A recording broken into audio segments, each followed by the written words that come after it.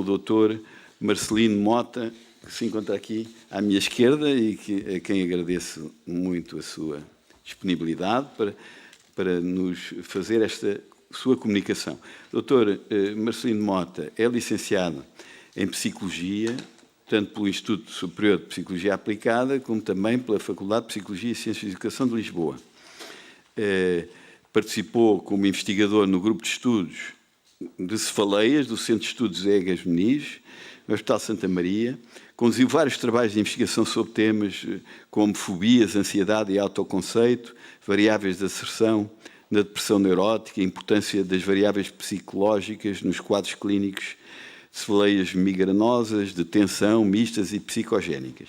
Conduziu o estudo prévio de aferição para Portugal do Eysenck Personality Questionnaire e exerce psicologia clínica. Muito obrigado. Faça favor. Nós, se calhar, vamos passar para aquele lado, porque vai fazer aqui uma apresentação, não é? Sim, senhor. Eu tinha uma introdução musical para acalmar o ambiente, mas devido à urgência em que toda a gente tem em se ir embora mais cedo, vamos passar esse passo.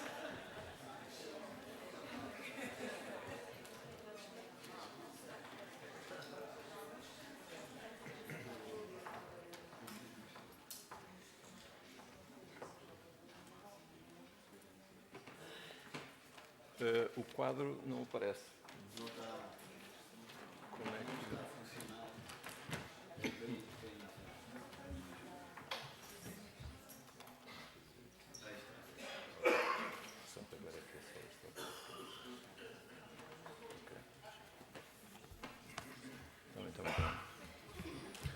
Ora bem, eu chamei a isto o stress, um programa de desgovernação.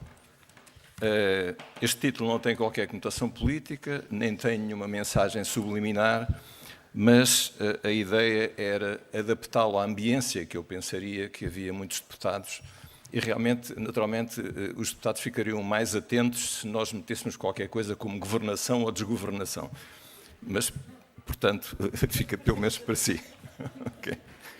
Até porque, digamos, esta desgovernação nunca foi submetida a nenhuma Assembleia, a nenhum Parlamento, e, no fundo, é mais o resultado de uma espécie de uma ditadura dos nossos genes.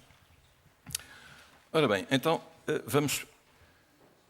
O que é o stress? Portanto, nesta primeira parte, falaríamos sobre o stress, o que é, as consequências, a fisiologia do stress, para todos entendermos um pouco como é que isto funciona, e, na segunda parte, então, com um excelente trabalho no terreno, vamos perceber como é que, afinal, os professores já estão cheios de stress e com as consequências devidas. Como ali está, o stress é uma condição que ocorre quando o nosso organismo entra em estado de tensão e se desvia do seu equilíbrio normal interno. O stress, portanto, pode interpretar-se como um incómodo multiforme, psicológico e somático, como uma resposta a estímulos que podem ser objetivos ou subjetivos. Penso que a maior parte do stress que nos trama são os estímulos subjetivos. Alguns estímulos estão marcados geneticamente, ou seja, nós reagimos mesmo que não tenhamos nenhuma situação que nos crie uma particular sensibilidade para o stress, mas reagimos, como o frio intenso, o ruído intenso, etc. Mais tarde falamos nisso. Ou então, também, fatores que são adquiridos pela nossa experiência e que passam a ser estímulos que nos provocam stress. Geralmente, esses estímulos são intuídos como ameaçadores, que é aquilo que se chama de stress, ou então até acontece uma reação de stress em estímulos que, em princípio, até são agradáveis, mas que perturbam, de certo modo, o nosso funcionamento habitual. Como nós sabemos, a rotina é um tranquilizante. É por isso que, muitas vezes, quando há alguma coisa que acontece e nós temos que quebrar a nossa rotina, ficamos ansiosos. É esse o fator que faz com que sintomas, ou pelo menos agentes que aparentemente não são agressivos, e até são bons, alguns são interessantes, como, por exemplo, o casamento é um fator de stress, e, em princípio, desde que não esteja ninguém a apontar uma pistola para casar, é uma coisa que é voluntária, mas provoca stress. As respostas a estas situações produzem um conjunto de sintomas que refletem as reações neuroendócrinas que visam preparar-nos para aquilo que toda a gente já ouviu, ou leu, que é para a fuga ou para a luta. Perante uma situação de stress, o nosso organismo prepara-se ou para atacar ou para fugir. Os brasileiros têm uma expressão, salvo erro, que é: se paramos o bicho come, se fugimos o bicho se agarra, ou coisa assim. Aí não convém pensarmos nessa situação, senão não temos mesmo saída nenhuma. E isto é o que se chama o síndrome geral de adaptação, que é, na realidade, um conjunto de reações orgânicas que se expressa perante o stress. Este fator chamado, ou estes fatores, este conjunto de fatores ou de sintomas, chamado síndrome geral de adaptação, é uma coisa que funciona individualmente, sempre da mesma maneira, conforme os indivíduos. Ou seja, se um sujeito ali à porta me tivesse apontado uma caçadeira de canos cerrados, eu teria uma reação de stress típica minha só. Ou ficava a tremer, ou com o estômago e os intestinos complicados, ou ficava a transpirar, a boca seca, etc. Nesta situação aqui, também há um certo stress, enfim, menos do que se me apontarem uma caçadeira de canos cerrados, mas isto significa que a reação de stress de cada um é sempre igual. O que varia é na intensidade e nos efeitos negativos que tem sobre o organismo, consoante os tais fatores que são precipitantes. Portanto, digamos que o stress, enquanto um fator de sobrevivência, é útil. Digamos que até é uma coisa boa, porque nos prepara para enfrentar situações que, em princípio, podem ser complicadas, podem ser agressivas, podem pôr em causa a nossa sobrevivência. Agora, o stress já não é tão bom quando nos faz enfrentar situações que são excessivas, que são persistentes e são inelutáveis. Aí, nessas circunstâncias, o stress é francamente mau. Portanto, é bom quando as reações neuroendócrinas nos habilitam para enfrentar as ameaças, que é aquilo que se chama o estado de alarme. Quando há uma ameaça qualquer que eu percebo ou que eu percepciono, entra em estado de alarme. Quando estas reações neuroendócrinas, que já vamos falar mais à frente, me habilitam para enfrentar esse stress, pronto, tudo bem, a coisa funciona, eu reajo em conformidade com aquilo que acho que é importante e que é o chamado estado de resistência. Eu vou resistindo àquilo que está a acontecer e o stress continua a ser bom se depois eu consigo, digamos, no final da luta ou no final do confronto, seja o que for, vencer ou sentir-me tranquilo. E então acontece uma coisa que é muito importante, que é o retorno a um estado de equilíbrio. É aquilo que se chama, e que é muito importante nas reações de stress, é aquilo que se chama voltar a um estado de homeostasia. Ou seja, e todos nós conhecemos, como professores, já foram estudantes, um exemplo típico que eram os exames. Parece que ainda há exames, não é? Mas, principalmente nas orais do antigamente, em que havia um stress claro na situação de exame, preparação para a oral, e estar ali a ver os professores, etc. Mas, se no final o resultado fosse bom, todos os efeitos, aparentemente não, e realmente que podem ser negativos, acabavam por desaparecer. Quando o stress não chega a bom porto, ou pelo menos quando as nossas atuações não chegam a bom porto, então os fatores fisiológicos do stress acabam por ser prejudiciais.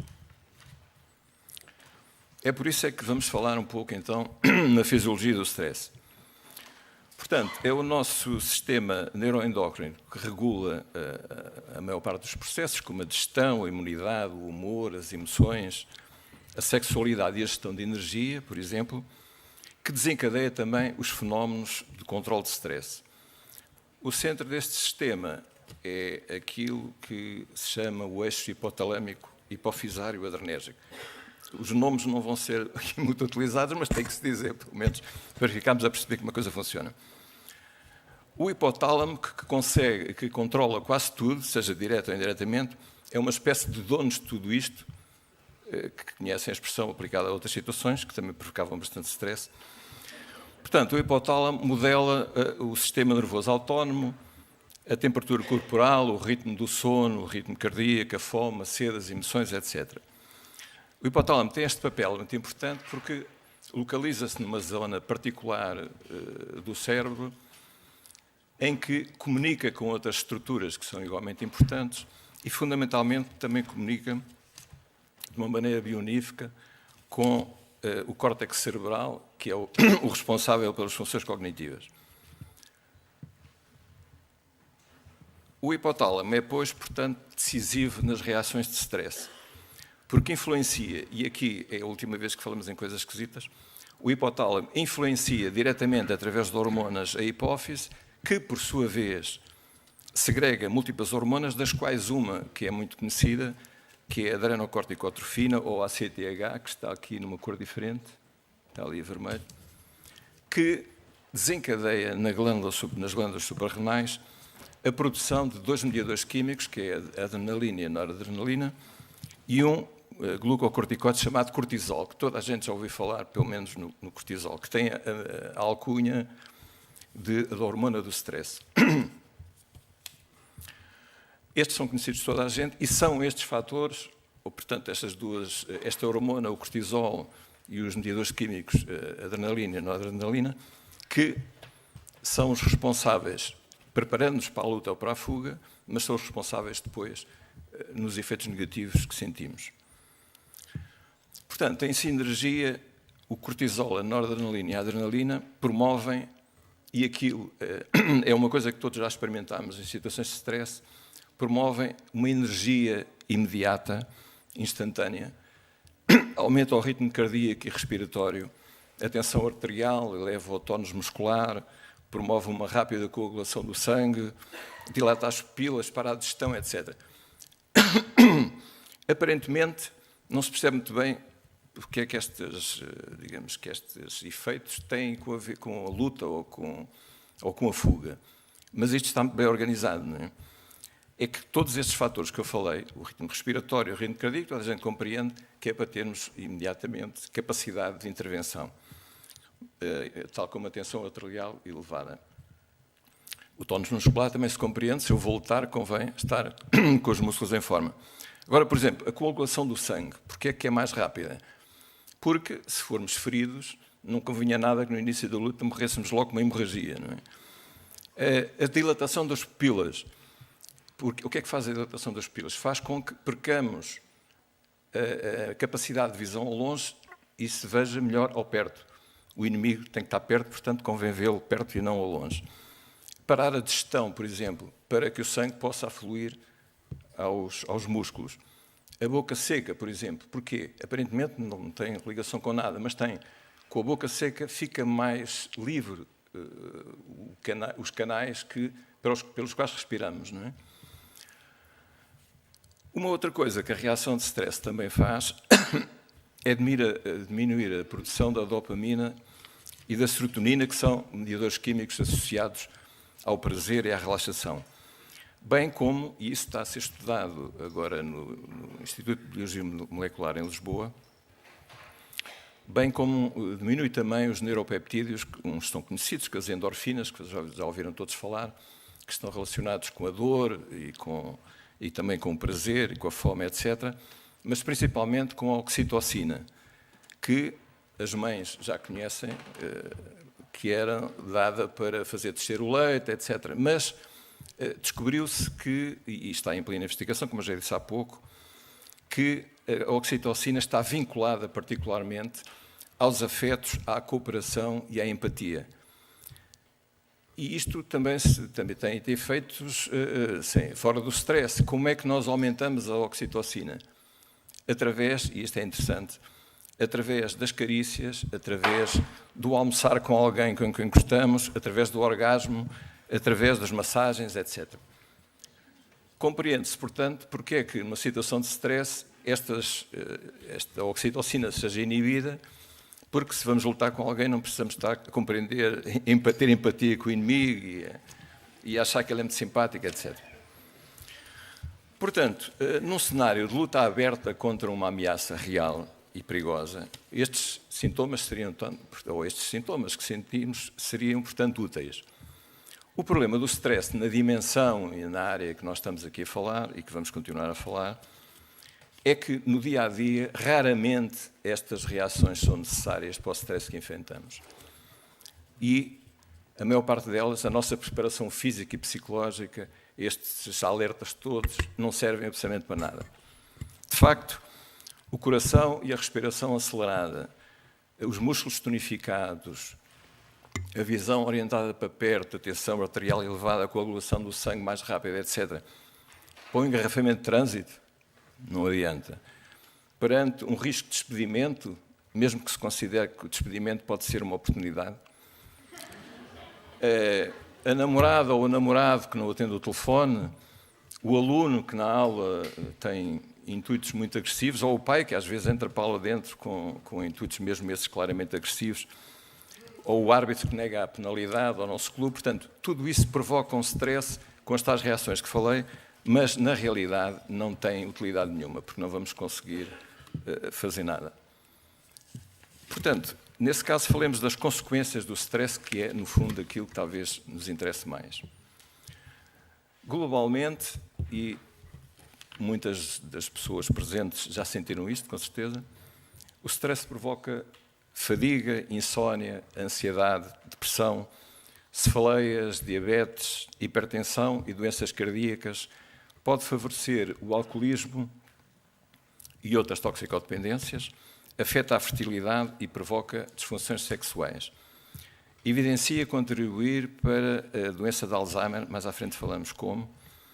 Facilita a eclosão de doenças inflamatórias, nomeadamente as doenças inflamatórias intestinais, e promove a fragilização do sistema imunitário com o aumento da incidência de infecções e alergias. Se há aqui um especialista em medicina, percebe que há uma parte disso que pode ser um pouco contraditória, porque as alergias estão relacionadas com o sistema imunitário, mas há outros mecanismos associados que fazem com que, em situações de stress, a pessoa que já tem alergias desencadeie fenómenos do género.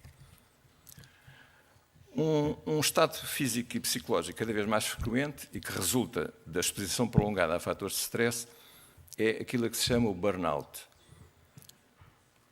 O burnout é uma condição relativamente frequente em professores pela sua exposição continuada a fatores de stress e caracteriza-se, como está no quadro, por um estado de esgotamento onde o cansaço geral, as cefaleias, alterações do sono, ansiedade, depressão, dificuldades de concentração, situação de descontrole tipo pânico e isolamento social são os sintomas físicos e psicológicos mais comuns. Segundo o coordenador do Barómetro de Riscos Psicossociais, em 2014-2015, havia cerca de 17,3% de trabalhadores entre 38.719 que foram testados, ou que foram entrevistados, em burnout. Uma elevada percentagem, e isto conduz-nos diretamente a um fator de stress nos professores, tinha a ver com a falta ou o não reconhecimento social e financeiro. Alguns dos efeitos de stress na saúde estão muito documentados e há muito tempo, mas há outras investigações mais recentes que eu gostava de lhes dar assim uma ideia. Comecemos por um achado que aponta o excesso de cortisol, que nós já falamos que tinha a alcunha da hormona do stress, que afeta o revestimento interno dos vasos sanguíneos, criando condições para a promoção das chamadas placas ateromatosas que estão relacionadas com a doença cardíaca. Há uma experiência no Centro de Investigação de Doenças Neurodegenerativas da Universidade da Flórida, ou Flórida americana, que identificou em situações experimentais com ratos, o stress dos ratos é um bocadinho provocado de maneira diferente do dos professores, mas para o efeito experimental funciona, em que se verificou, e isto é que já não dá vontade de rir, um elevado aumento da proteína beta-amiloide, que já ouvimos falar. Portanto, os ratos submetidos a stress aumentava a proteína beta-amiloide no cérebro. Esta proteína, já devem ter ouvido falar, faz parte das placas que, na doença de Alzheimer, impedem a comunicação entre as células cerebrais, conduzindo a sintomas de demência. A relação com o stress, neste caso, enfim, não tem muito interesse, é só uma curiosidade, é mais uma vez o hipotálamo que promove, é um chamado fator de libertação da corticotrofina que aumenta uma enzima chamada gama-secretase que produz a tal proteína beta-amiloide. No outro estudo da Universidade de Sydney, na Austrália, que foi publicado no Jornal Europeu do Coração, concluiu, após entrevistas de 313 pessoas que tinham tido ataques cardíacos, essas 313 pessoas entrevistadas já tinham tido ataques cardíacos, que os acessos de raiva e ansiedade súbitas aumentam 9 vezes a probabilidade de se ter realmente um infarto no miocárdio. 2% deles no imediato e o resto, enfim, no prazo de 2 horas. Mas é evidente, não é toda a gente que acontece isto, mas, digamos, a incidência não é muito elevada, mas dá que pensar. Não é? Há uma outra área muito interessante relacionada com o stress, que é a epigenética, que nos traz umas preocupações novas, ou seja, já vamos referir o que é a epigenética, ou seja, as preocupações que isto nos traz é que podemos hoje sofrer de algumas doenças porque os nossos pais tiveram muito stress e transmitiram essas características. E também nos pode pôr a pensar, se calhar neste caso mais com maior propriedade ainda, que o nosso stress não vá transmitir-se à nossa descendência, no meu caso já foi transmitida, e que possa vir a prejudicá-los. Antes pensava-se que o ADN era o único fator na transmissão das características biológicas de uma geração para outra. Mas hoje sabe-se que há variações fora dos genes, por isso é que se chama epigenética, que ocorrem na vida dos organismos, e na nossa também, não é? E que passam para os descendentes. Portanto, estas mutações epigenéticas são modificações químicas no ADN, mas não têm nada a ver com com as bases que nós estudamos, a adenina, a citosina, a guanina e a timina, que era aquilo que se pensava que tinha o exclusivo da transmissão dos fatores para a descendência. Existem estudos animais onde claramente estas relações são estabelecidas, também com os ratos, coitados, em que, quando são submetidos, uma geração é submetida a um stress elevado e a descendência desses ratos tem marcadores que, na condição humana, estão relacionados com diabetes, estão relacionados com a esclerose múltipla, depressão e autismo. Houve uns estudos também, que eu agora não sei referenciar com mais pormenor, mas que foram feitos na Holanda. A Holanda, como sabem, foi invadida pelos nazis na Segunda Guerra Mundial e, embora eles não tenham morto assim como mataram toda a gente noutros sítios, porque eles até achavam que os holandeses eram uma espécie de alemães do mar, como eles chamavam, mas obrigaram-nos a passar fome de rabo e a condições perfeitamente difíceis. Fizeram investigações há uns anos atrás sobre a descendência desses pais e dessas mães holandesas e verificaram que havia uma elevada, muito maior do que a distribuição normal, quer no país, quer entre os países perto, limítrofes, onde não tinha havido aquela fome e aquela dificuldade de sobrevivência, em que havia um valor muito mais elevado de cancros, de doenças neurológicas e doenças psiquiátricas. Bem, agora que já estamos um bocado estarrecidos com os efeitos do stress, vamos então perceber quais são os agentes estressores. Existem agentes estressores que podemos chamar de universais. São aqueles que se aplica, em alguns casos, enfim, não serão todos, mas aplica-se nos testes animais. Como sejam a fome, o frio e o calor extremos, a poluição do ar, a poluição sonora, o cansaço físico extremo, a gravidez, a violência, as doenças graves e o risco de morte. Estas os ratos não conseguem perceber, mas as outras todas eles conseguem sentir. Há, por outro lado, agentes estressores que podemos chamar de sociais e culturais, como a sobrepopulação, o congestionamento de tráfego, o casamento e o divórcio, que já tínhamos falado há pouco. Eliminando o casamento, também se elimina o stress e o divórcio, em princípio. Problemas judiciais, más condições de trabalho, riscos laborais, falta de reconhecimento na atividade profissional, que acontece com os professores, exigências profissionais contraditórias, nem se fala, não é?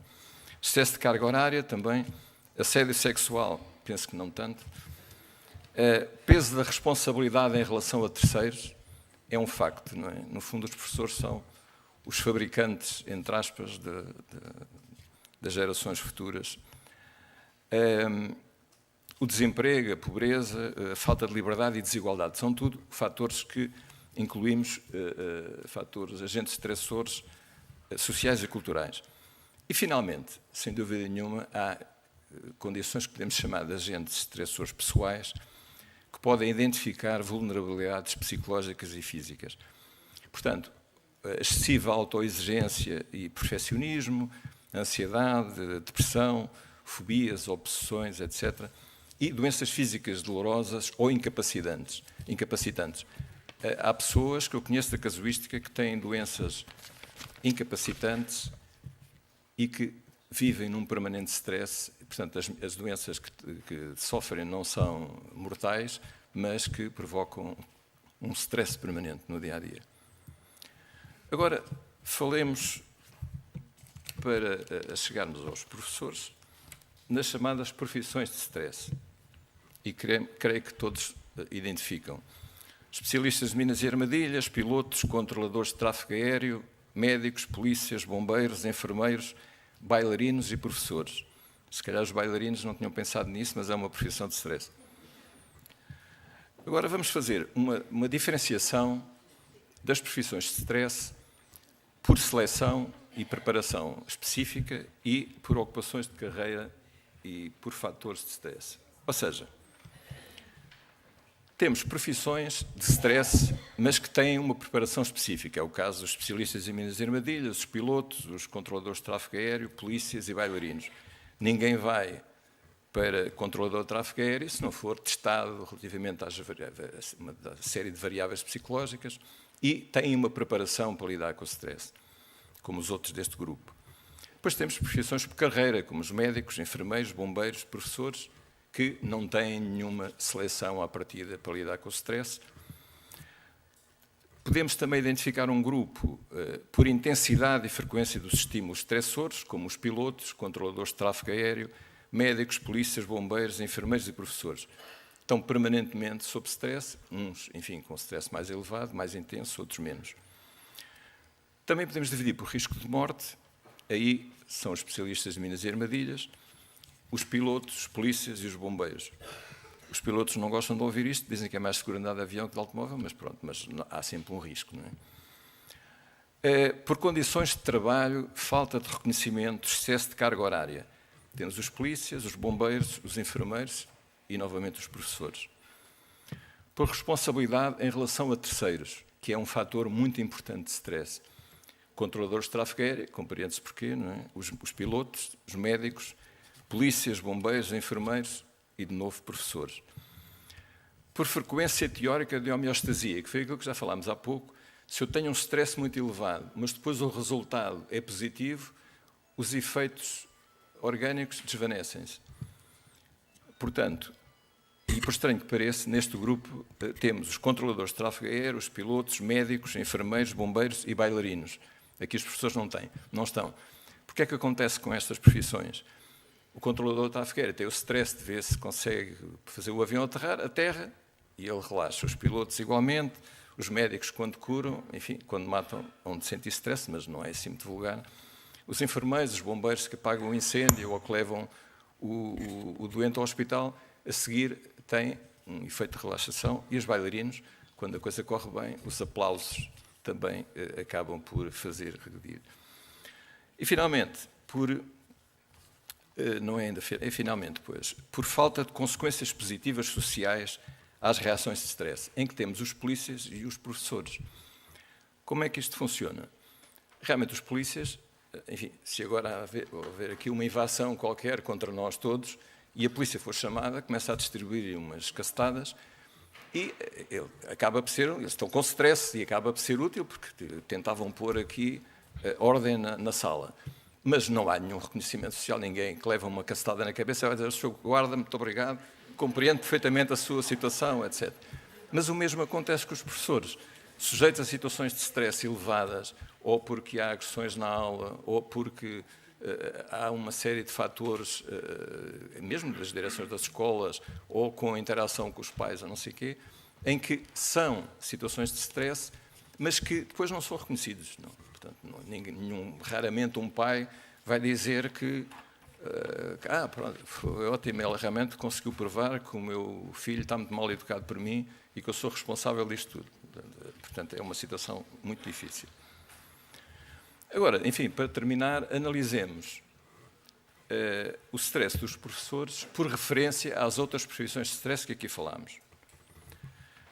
Portanto, integrada no grupo de profissões de stress, e todos nós acho que concordamos com isso, a profissão de professor, particularmente associada, e isto é importante salientar, ao ensino básico em todos os ciclos e ao ensino secundário, os professores do ensino superior, enfim, têm condições e situações um bocadinho diferentes, ou muito diferentes mesmo, mas, portanto, estes professores não beneficiam de uma seleção e preparação específica, como nós sabemos, relativamente ao stress, como os pilotos, controladores de tráfego aéreo, etc. E, embora não correndo risco de morte, por enquanto, se esta apresentação fosse nos Estados Unidos, tínhamos que cortar esta, porque parece que de vez em quando há uns assaltos às escolas e os professores também morrem.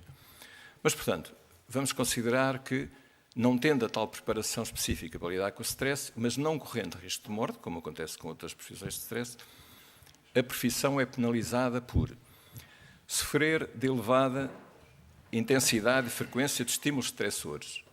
É um dado adquirido, penso eu. Enfrentar difíceis condições laborais, sentir falta de reconhecimento e até desvalorização, de há uns anos a esta parte, desvalorização do seu trabalho e ter excesso de carga horária. Viver uma elevada responsabilidade com terceiros. Experienciar poucas consequências positivas na atividade que façam reverter os efeitos dos agentes fisiológicos do stress. Foi aquilo que eu falei há pouco. Enfim, se o trabalhão todo que tiveram e as horas de stress todo que tiveram, depois no fim do ano os alunos passarem a maior parte deles, enfim, o efeito é ótimo, não é? O pior é que não vai reverter os fatores de stress fisiológicos que foram acumulados dia a dia, não é?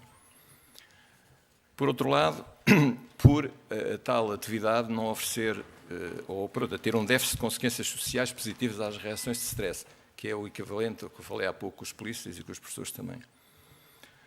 Portanto, parece ficar mais ou menos claro que os professores só não fazem o pleno dos fatores que provocam stress porque, por enquanto, não parecem correr os tais riscos de morte. Havia aqui um quadro para as questões, mas as questões, se calhar, são postas depois no fim, em grupo, relativamente à intervenção da nossa excelentíssima, a seguir, comunicadora. Pronto, era isto que eu tinha para vos dizer. Muito obrigado.